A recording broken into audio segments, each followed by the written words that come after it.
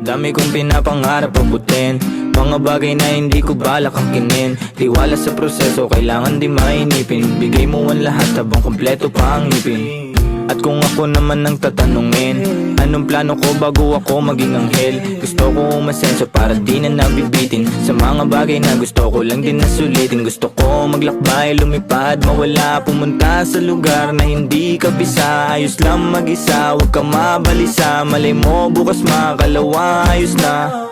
Ang lahat ay lilipas pagtagal, wala din naman ditong permanente sapagkat lahat ng to'y di ating, kaya dapat lang sulitin. Ngayon alam mo na kung bakit dami kong pinagdaanan at hindi yun madali.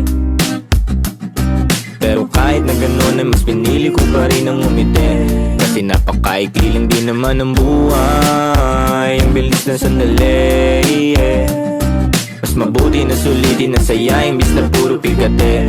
Kasi ganyan lang ang buhay, huwag mainipin kung ano ang parating.